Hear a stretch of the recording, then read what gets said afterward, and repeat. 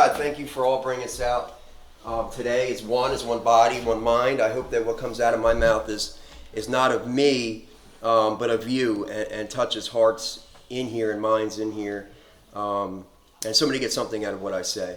And all these things I pray. All right, so I wrote something up here.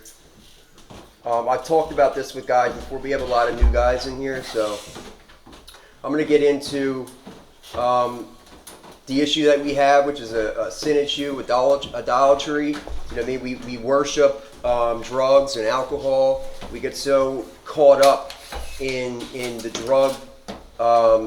drug use and things like that. Now, it doesn't have to be drugs. It could be sex. It could be shopping. It could be, waiting on Amazon packages to come. It could be anything. You know what I mean? Whatever you put everything into becomes an addiction, becomes a sin issue. You know what I mean? It's a heart issue. We worship everything but the one that we should be worshiping. We think that we're in control. We think that we run off of self. You know what I mean? Self will run riot. We want to do what we want. And we put our all into the wrong things. You know what I mean? And then we once we end up in these situations, we start seeing what we're doing is wrong. Some of us, though, still won't see it. You know what I mean? Some of us, we got to keep going through this over and over and over and over again until you finally start waking up and realizing that you're the problem and what you're doing is wrong. You know what I mean? But some of us has keep running our heads into the wall. That was me. You know what I mean? I remember not too long ago, but a while ago, I was homeless in Kensington. I was a smart kid. I did well in school. I excelled without ever having to study or anything like that. I was always really, really smart and bright. But I got caught up in drinking alcohol, and drinking and partying and women and I like that whole thing. It took my shyness away. I felt like I was a part of something. You know what I mean? I was a part of. I always felt like I was on the outside. You know what I mean? I always felt like I didn't belong. I felt like even in a room full of people, like I was just by myself. You know what I mean? I felt like that my whole life. Once I started using alcohol, I finally felt like I fit in. Like I found my niche. Like I found my people. You know what I mean? And we partied, and we had keg parties in the woods, and we ran from cops, and we did all kinds of crazy stuff, and I loved it. You know what I mean? I loved being a part of something, and it took all my inhibitions away. Everything that told me like I can't, don't do this, don't do that. You know what I mean? All that was gone. I felt like I said, I felt like I finally belonged somewhere, like I fit in. You know what I mean? And it came with a whole list of problems. I ended up almost getting kicked out of high school. I did vote tech, electrical residential wiring, because the trades were like the only thing that I could do because my grades were slumped. I was getting A's and B's to straight F's. You know what I mean? I wasn't showing up for school. They weren't going to graduate me unless I went to vote tech. So you go to school half a day and then you go to vote tech. And vote tech is like a training school for trades, you know what I mean? So I did the electrical thing, and I barely passed that. You know what I mean? I barely passed that. I showed up here and there, but I was good at stuff. Like I was really well. If I showed up, you know what I mean, I would excel. And I always got by without really trying. You know what I mean? And that was part of the problem too. Was that I never really applied like my full potential to anything. You know what I mean? I always skated by. But anyway, so later down the line, like I fell off a roof, I got hurt, I got prescribed pain medication, and that was it. You know what I mean? Once I got on that, it was over. I started doctor shopping, trying to get the next one. You know what I mean? Trying to find as many pills as I could. I got into selling drugs, doing drugs. Being around women that did drugs, you know what I mean? I got introduced to all kinds of other stuff and stuff I didn't even know about, or you know, I got introduced to Kensington and that whole game.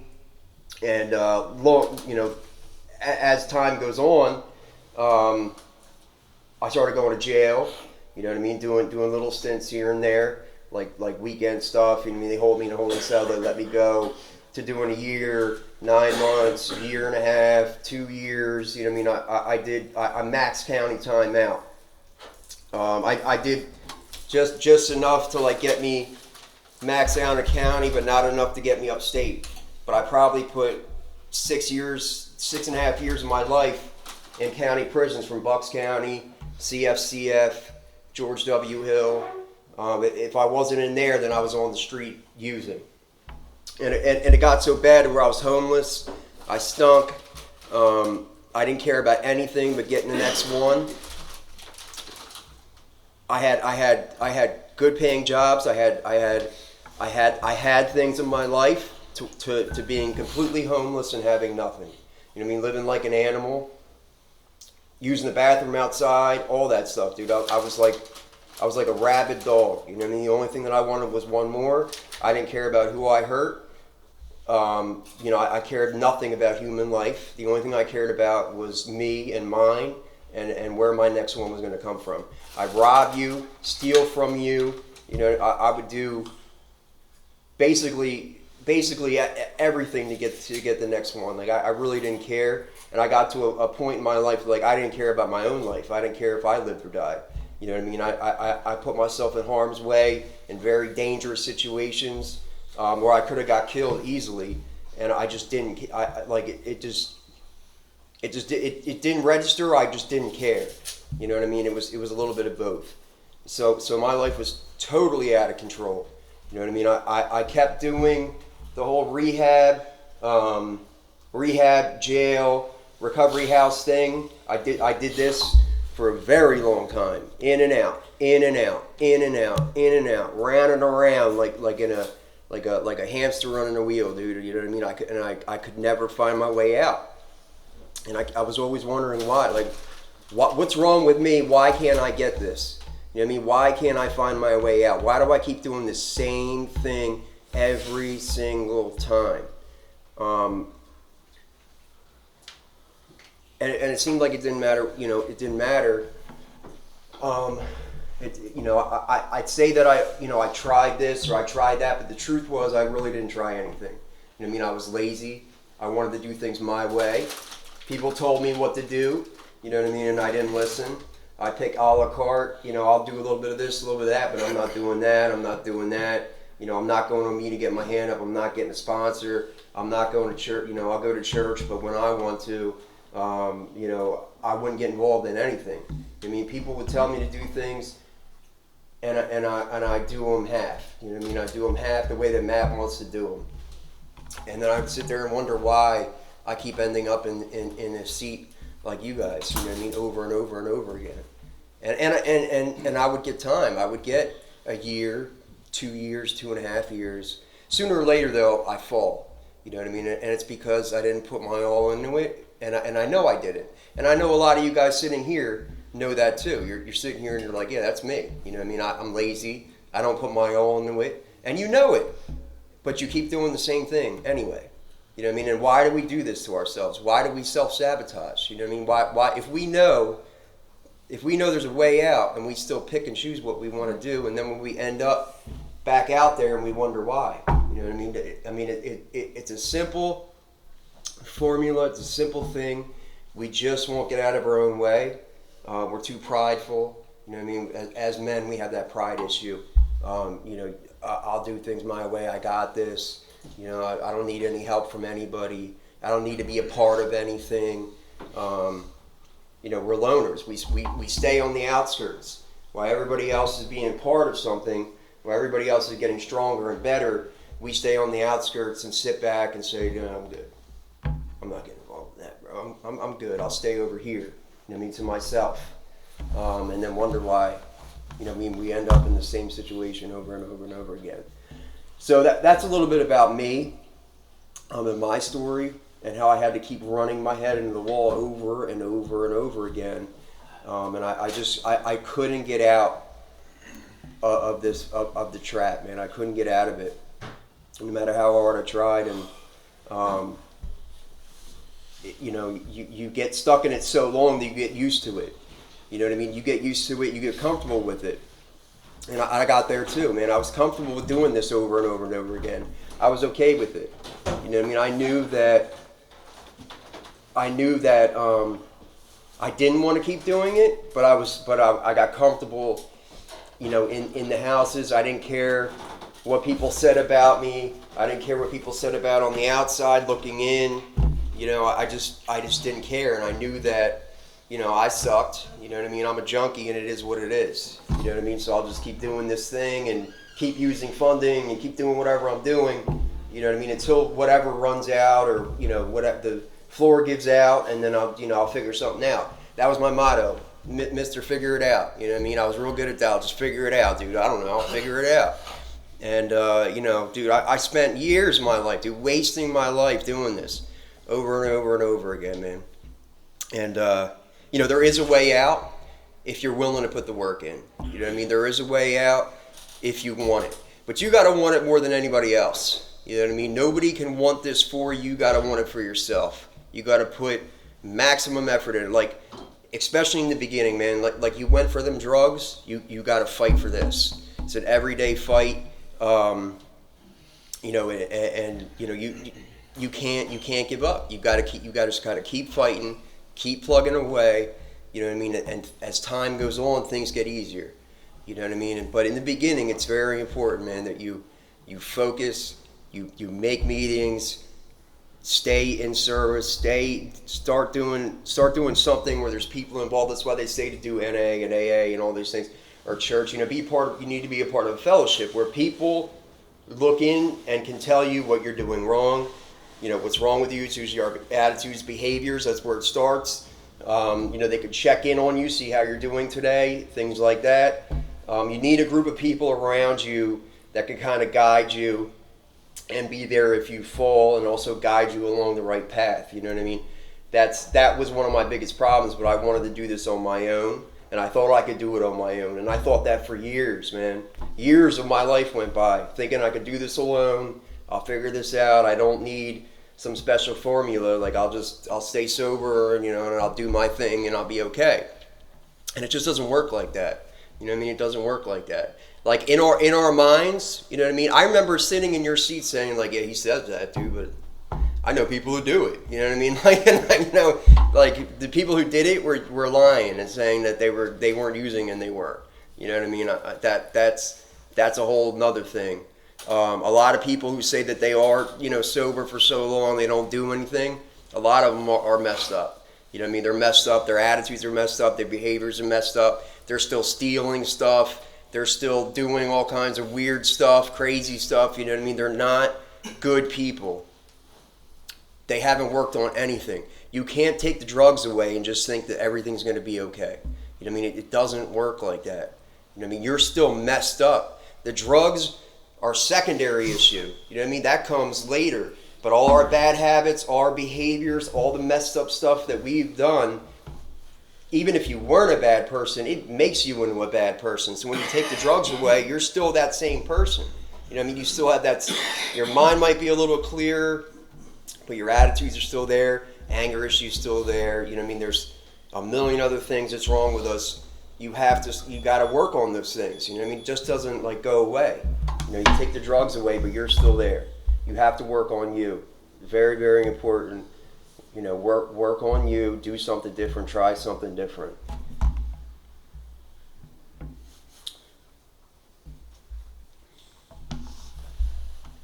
All right. I went a little off track there, but let me get into what I wrote down. So we tend to forget how bad it was out there. Our mind somehow reverts back to how good a time we had. This is me. I do it all the time. I get some time in. I start fantasizing about the outside. I start fantasizing, well, my life's, it's boring, dude. I go to work every day. I come home.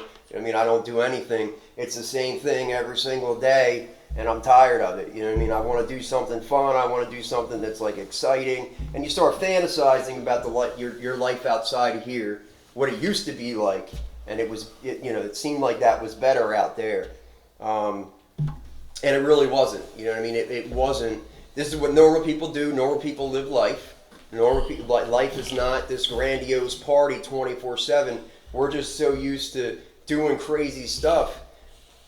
Our brain is always going a million miles a minute because we're living so crazy. You know what I mean? We're living so messed up and we're living so crazy. We get used to that. We get used to chaos 24/7. So when you're sitting around doing nothing, it's like, what am I doing? You know, I'm sitting around, I'm not doing anything. I'm doing the same thing every single day, and it starts getting monotonous. And you start fantasizing about what life used to be, or what you could be doing, or it wouldn't hurt to do a little bit here and there. You know what I mean? I have done all these things. And that was another big thing for me, was somehow thinking the past was this grandiose thing when it wasn't. You know what I mean? I think about all the good times, but I forget all the bad times. I think about being, partying and being with some girl and spending like 4 nights with her, and it was a great time, you know what I mean? But I forget everything that came after that. I forget being out there with nowhere to go. I forget how bad it got out there, you know what I mean? And how I wanted to die at one point, and I didn't care if I lived. You know what I mean? I forget all that stuff really very quickly. So we have to we have to remember how bad it was out there. You got to remember that. You got to cling on to that day that you got sober. A lot of us, some of our lives weren't that bad, and some of us say, it really wasn't that bad out there, and maybe it wasn't, but it will get bad. You know what I mean? It's not, if you're in here, it's for a reason. You know what I mean? God has plucked you out, and He's giving you a chance to do the right thing. It's our decisions that take us back out.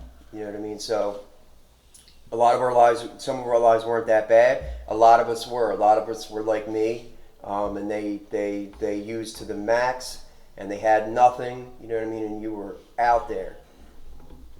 You have to remember that pain of that last day, of what brought you into rehab or what got you locked up, whatever that may be. You have to remember that pain, man. I remember the day that I got locked up like it was yesterday. I remember that feeling of like, it's fine, it's over. You know what I mean? I instead of being like, man, I'm booked, man. There's nowhere, I can't do nothing. There's nowhere I can go. Like, I had a relief. You know what I'm saying? They slapped the cuffs on me, and I was like, thank God, dude. Just take me wherever. You know what I mean? I don't care where I go. Just it's fine. Because I was just tired of running. I was tired of walking in circles. I mean, I would walk, dude, miles and miles a day. Like, I was like 130 pounds. I had nothing to eat.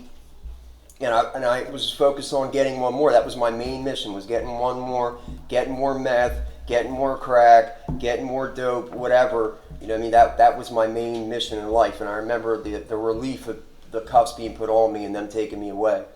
I was like, thank God it's over.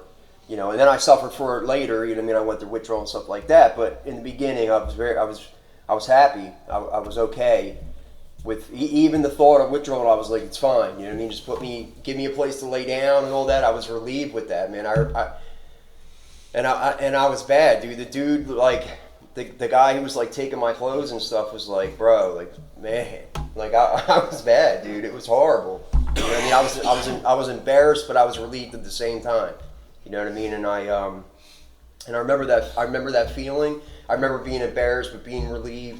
You know what I mean? I remember the smell of trays. Like, as soon as I walked in, I remember that smell again. And like, usually, like, I want to vomit, but I was just like, I was okay with it. I remember laying down and just going to sleep right on the floor. I didn't care, because I probably haven't slept in like 2 weeks. You know what I mean? I was hearing stuff, seeing stuff. Like, I was totally out there and out of my mind. So it's good to remember these things that brought us in here. You know what I mean? That stuff can fuel you, but it can only take you so far. You know what I mean? Like, you can hold on to that stuff, and it will take you a little bit of the way, but it won't take you all the way. You know what I mean? Sooner or later, you forget if you're not reminded, or you don't work in the field, or you're not a part of something. You're not a part of NA or AA, or coming to be a part of a group. And I'll talk about that later. Being in a bubble. You're in a bubble right now. It's very easy in here. But once you're out in the real world, you know what I mean, and rules are different, and you're not being urined, you know, every month or whatever, and you could do what you want, it becomes a lot harder to stay sober. So I'll get into that bubble thing a little bit later, but I just, you know, I want to let you know that I was just like you. You know what I mean? I was just as jacked up. I probably was the most jacked up person in this room. You know what I mean? I was a scumbag. Let's put it that way. I cared about me, and that was it. You know, I was pretty. I was. People would like. So people see me coming down Kennington Road, they would cross the street. That's how bad I was. You know what I mean? Like they would literally cross the street. Dudes would get together with like sticks or whatever they had, dude, and they'd like chase me away because they didn't want me being like anywhere near them because they knew they're like if they nodded out or whatever, like I'm going through their pockets. You know what I mean? I'm taking whatever. Like I didn't care. I didn't care. You beat me up, kill me. Like I just didn't care. So you know, if I can make it out of this, like anybody can, is the point. You know what I mean? Like if I can do it, if God can set me free, anybody can be set free. You know what I mean? But you gotta want it more than anybody in the room. I remember me going to rehab. The guy that came to speak, he told us that when I was in rehab, there was a lot of people. It was like 150 people. Like it was a lot. We filled up a whole auditorium, and he told us 1% of us or 2% of us, something like that. He was like two people or one guy out of this entire room is gonna make it. Like that's statistics. You know what I mean? And I remember saying like well that's gonna be me. And he was like, yeah, everybody says that, dude. You know what I mean? Come back in a couple of years and tell me that. And I still haven't seen him again, though. But if I run into him, I'll tell him, you know what I mean? I told you. But, you know, but statistically, like, a lot of us are going to die. A lot of us are going to make it. We've had people that come through here that are dead. You know what I mean? That we've heard that have died or went back out. There's guys that are doing life now. You know, one guy went out and stabbed the guy in the neck. He thought he was following him or something like that. He stabbed the dude in the neck. He's doing life now, you know, and he was just here not that long ago. You know what I mean? He was here, he was doing well, he was doing the right thing. He decided to take himself out of here. He decided that he knew better than me and everybody else. You know what I mean? Everybody else was telling him to stay and work on you, dude. You're not ready. He decided to take his will back, go back out there. Think that some old guy was following him, and the old guy was just trying to get on the train, stab him in the neck, you know what I mean? And he wrote a letter to us, you know, saying that he was going upstate and da da da da. Then he wrote another letter saying the guy died. So he's hit. You know what I mean? It's over for him. His whole life was thrown away because he decided to go out and get one more. And these are the things that can happen that we don't think about. You know what I mean? We think that you know we could just go out and do one and it's not going to be that bad or things won't happen. You know, nothing crazy is going to happen. I'll just do like a little bit. But dudes die all the time. You know what I mean? We find out all the time that guys are dead from ODing over one time. Even if your twist wasn't dope, guys are going out there and doing crack, whatever it may be, and it's laced. You know what I mean? Or the one dude did something, it was laced. What's that new stuff called? Metadine or metatomin? Yeah, that stuff. So the stuff was laced with that. It was mostly that, and they couldn't bring him back, and he died. So you know, going out one time can lead to death. You know what I mean? So you got to think about that. You got to think of the consequences to our actions. You know what I mean? The consequences of running away. Instead of facing life, being a man, being responsible, we run away like children. And we want to do whatever we want to do. And then when the consequences come down our end, now we're looking for help. Like, how can I get out of this? You know, people are dead, people are dying. So it's very serious. You know what I mean? I want you guys to take this serious. I don't want you guys to think that you can just go out and do, you know, whatever. One time can lead to life imprisonment or death. You know what I mean? And I've seen it myself. You know what I mean? And I was a guy who would say like, you know, I can't die. You know what I mean? I would say that all the time. Like, I can't die, dude. There's no way. Like, I've been through so much and I'm still alive. Like, there's no, you know, I've done so much. I tried to kill myself, but that's a lie that I told myself. You know what I mean? Like, I can die. I got lucky. God saved me. You know what I mean? God has graciously allowed me to live so I can help others. You know what I mean? That's how I look at it now, and that's the truth. You know what I mean? Because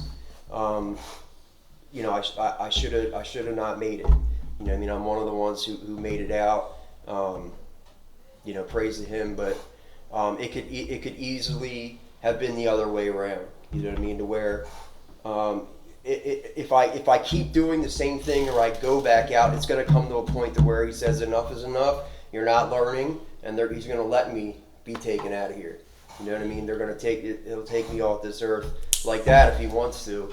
So it's not anything that I did or I'm the Terminator or anything like that. You know what I mean? Like it's just that I was lucky and he decided to show me grace. You know what I mean?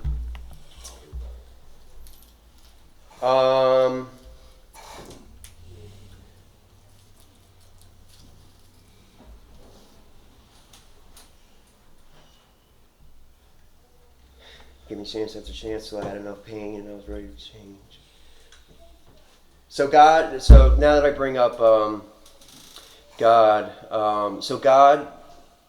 God picks people that are broken, people that are messed up, you know what I mean? People that have issues, you know what I'm saying, to change the world. We're the ones who change the world. We're the ones that reach back out and help other people. All his apostles, all the people that he came in contact with that he helped and saved were not people that were like these great, fantastical people. You know what I mean? They weren't the ones. They were sick. They were messed up. You know what I mean? They all had issues. They were really messed up people, and he chose to save these people. Why? Because they're the ones that are going to go to the end of the earth to help other people. You know what I mean? They went. They spread the gospel. They went. They helped other people. Take this for instance. John, 19 years in addiction, used to stick needles in his neck. You know what I mean? Now he's serving. We serve homeless people. We do back to school stuff for kids, like homework club for kids. Like this, it becomes something greater than us. You know what I mean? He chooses the people that say can't be redeemed and redeems them to help others. I mean, we're the ones that change the world, but you gotta let yourself do it. You know what I mean? You gotta let yourself be a part of that. You know what I mean? You gotta want to be a part of that. But a select few of us, you know what I mean, will can reach out and can help other people. And even if that's in the rooms or whatever, whatever you pick, you could still help others, man. There's others that they're sick and suffering and that need help. You know what I mean? And any one of us who has some time can offer them advice or help them, you know what I mean, stay sober one more day. And that's what it's all about, man, trying to help the next guy get another day clean, you know what I mean? And reaching out to a broken world, trying to show them that this is the way, you know what I mean? We walk differently here, you know what I mean? I was always taught that when I came here, like greenhouse and being a Christian and a part of God, you know what I mean? We walk differently. We do things differently. We're in the world, but not of the world. You know what I mean? Like we don't do the same thing. All you got to do is look outside. You look outside, you look on the news, you look on TV, you could see how messed up the world is, man. The music, the TV, like the way the kids are, like you can see how broken and how messed up this world is, man. The world is on fire. You know what I mean? And like I'm surprised it hasn't come to an end yet. You know what I mean? I'm just waiting for the foot to slip and something's going to happen. But we can be better. You know what I mean? We can be better than what the world says. Like I don't hold myself to a standard of what the world says or what the world does. You know what I mean? I hold myself to a higher standard. And we all should. You know what I mean? We all should want to be better than what we see outside. Instead, we want to emulate what goes on in the world. You know what I mean? And that's what gets us caught up in this position anyway, is we want to be a part of it. We think it's this fun, glorious time, and everybody on Facebook and look at them and their life is great. Let me tell you something about people's lives, man. People, even, all right, so me, right? You get a car, you want the next car. You know what I mean? Even the rich people, they get something, they get a brand new Mercedes. They're looking at the guy with the yacht and the plane. It doesn't matter what you get in life, you're always going to want more. You know what I'm saying? You're always going to want more. No matter what, you're going to want more. So it doesn't matter to have nice things is nice, but it doesn't matter like what you do. It matters who you help. You know what I mean? What you do in this world is helping others, being a part of something, doing something that's bigger than you, greater than you. You know what I mean? Those are the things that make up that make a good person and make. We're all not good people, dude. We're all sinners, but that's what you do. You know what I mean? You help others, and that's what's going to give you the most satisfaction. Not buying the nice fancy thing, or not finally getting this thing, and then you get it, and then you want something else. You know what I mean? Nothing is going to satisfy you in this world. You know what I mean? You got to give back, get outside of yourself. That's a selfish issue that I teach a whole other class on about selfishness and how we get all caught up in me. But to help other people and to reach out and to do something that's not of you is where the real power comes from. That's where you're going to get the most satisfaction out of life. You know what I mean? Speaking for somebody who has been a taker his entire life, giving back and helping and doing things that are not about me. You know what I mean? Give me the most satisfaction. Not getting the next thing or the newest thing. And trust me, I like nice stuff just like anybody else. You know what I mean? I like nice things. I think if you're sober, you should have nice things. But when you become so engulfed in self and all about me and me and me and me, these are the core issues. These are some of the problems that we struggle with. You know what I mean? It's being selfish. You alright, buddy? Yeah, I'm alright. I thought you were having a heart attack. Yeah, I thought I was too at first. When the results came back. No. Alright, so I know that, now I talk about my life to kind of talk, so you could see that I'm just like you. I'm the same as you, if not worse. But the God that I follow, Jesus had it harder than anybody, man. He was born in a trough, like he was born, outside.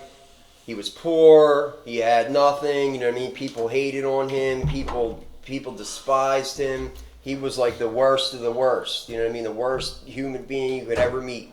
People hated him to the day that he died. You know what I mean? To the day that they hung him on the cross. Now the cross is one of the most painful places that you could die.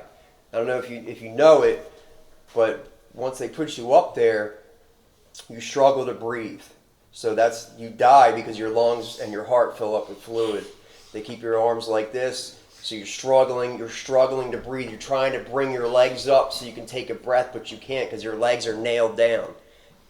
It's one of the worst ways to die ever.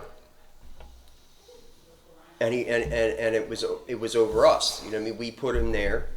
But it's one of the worst pains like imaginable. And he went through it. So my life is not that bad. He gave his life for me. You know what I mean? I know this. And I remember this, that my life is not the one that I need to be focusing on. You know what I mean? It's his.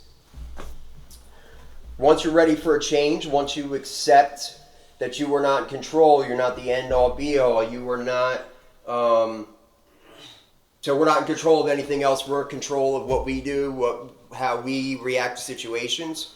That's all you can control. You can't control anybody else or what they do.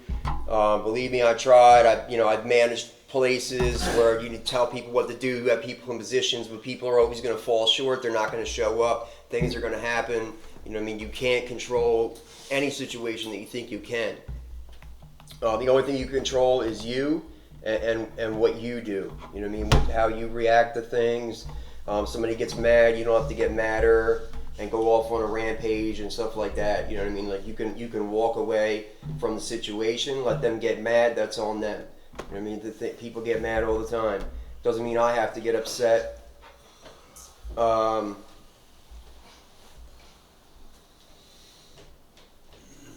So once you come and you realize that you're not the master, you're not in control, you are not God. You know what I mean? That you can start to let go. You can start to he can start working on you as you pray, as you get further into this.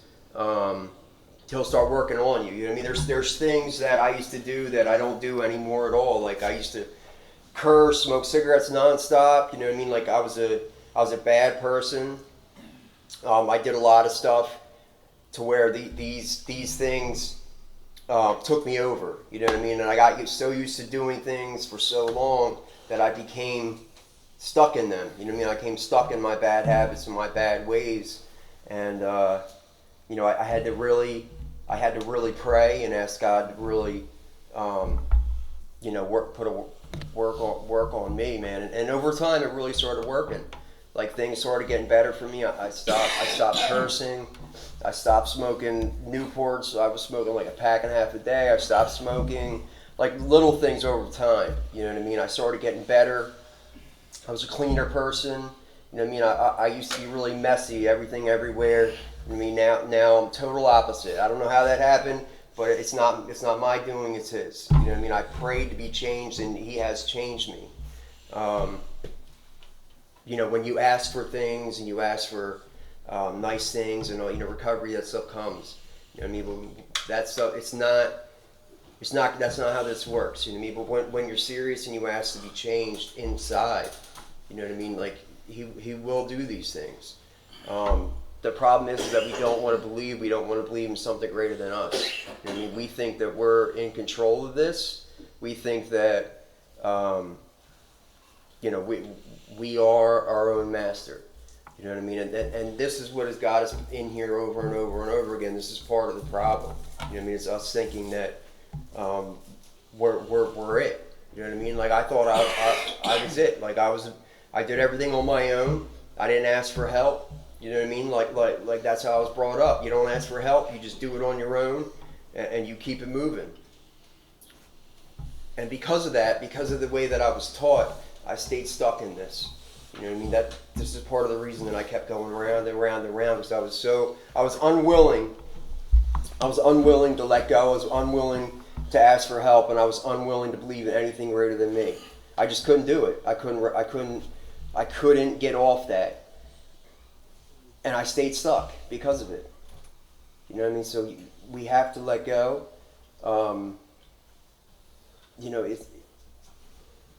It's really important, and it's super serious when you think that you're your own master. You end up back in here, or you end up dead or in jail. You know what I mean? You're going to keep doing the same thing because you're doing you. You know what I mean? Like Ryan says, you're doing you, and you continue to do you. And this is why you're in here, because of you.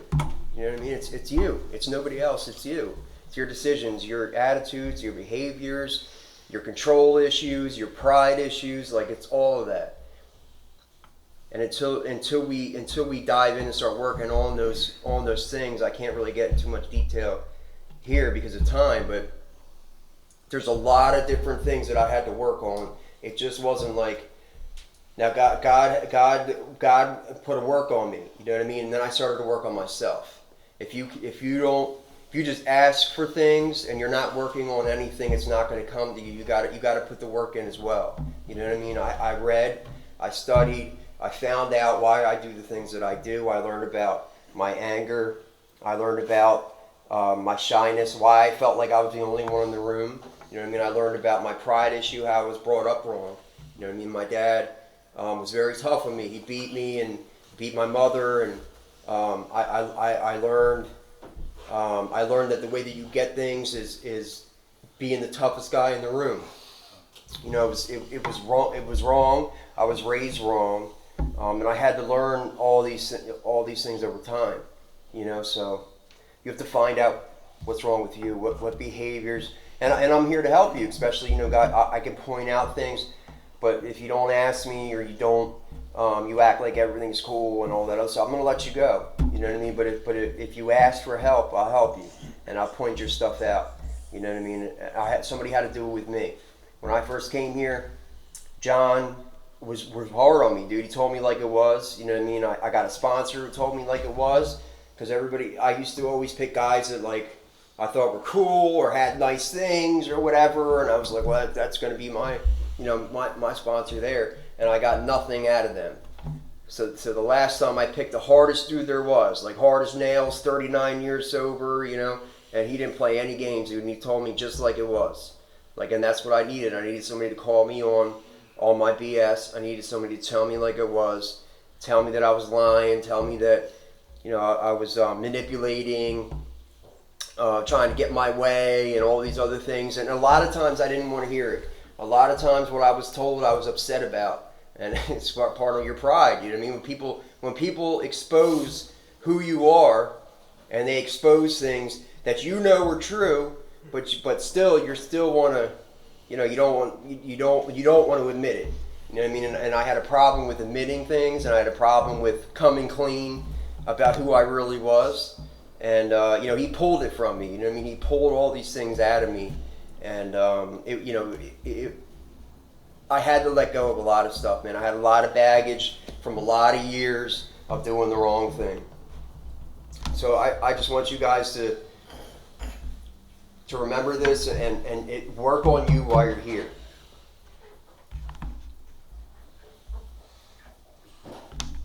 All right, so the bubble thing that I was talking about. So right now you guys are in a bubble.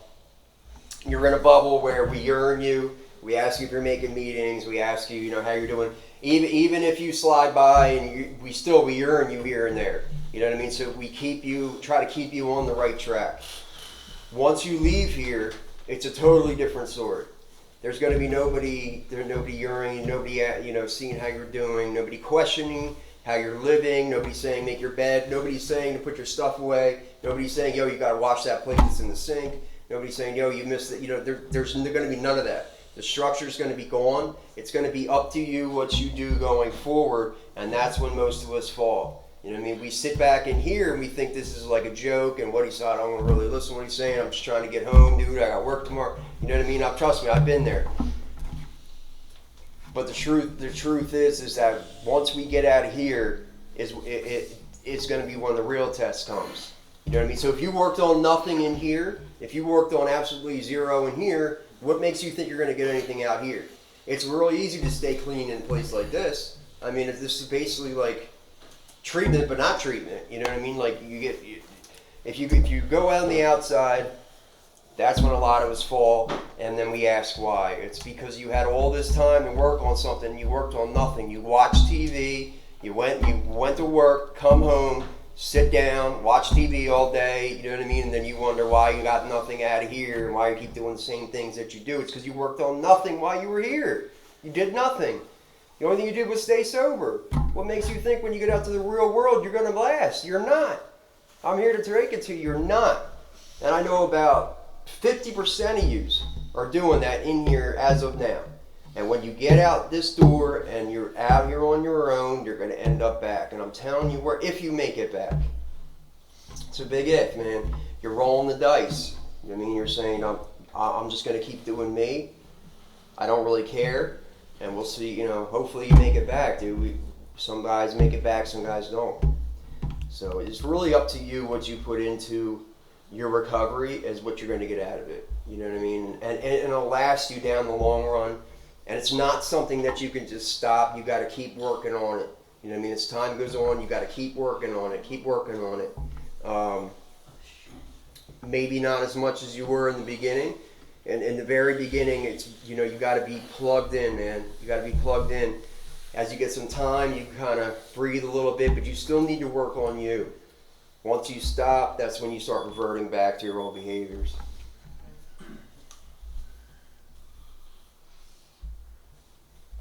All right, so I'm gonna read out some Bible passages that I picked for this meeting, and then that's pretty much it. Did everybody go upstairs and wanted to go upstairs? Yes, everybody. Okay. All right, I'll read passages then, and then I'll pray it out, and then we can do our house meeting. Romans 5:8 NIV, but God demonstrates his own love for us in this. While we were still sinners, Christ died for us. 1 Peter 2:24, He himself bore our sins in his body on the cross that we might die to sins and live for righteousness. By his wounds you have been healed. Isaiah 53:5-6. But he was pierced for our transgressions, he was crushed for our iniquities. The punishment that brought us peace was on him, and by his words we are healed. We all like sheep have gone astray. Each of us has turned to our own way, and the Lord has laid on him the iniquity of us all. You know, God, he took our sins on himself. You know what I mean? Like we deserve death. I know for me, I deserve death. I deserve to be under the jail for everything I've done. But he's given me grace, and I'm still here today to talk and teach other guys and to be a part of something. You know what I mean? Bigger than me. You know, I definitely do not deserve anything that was given to me. And I know that if he wanted to, he could take it away like that. You know what I mean? But thank God that he's a merciful God, and he shows us grace. 1 Corinthians 15:3, for what I received I passed on to you as first importance, that Christ died for our sins according to the Scriptures. John 3:16, for God so loved the world that he gave his only Son, that whoever believes in him shall not perish but have eternal life.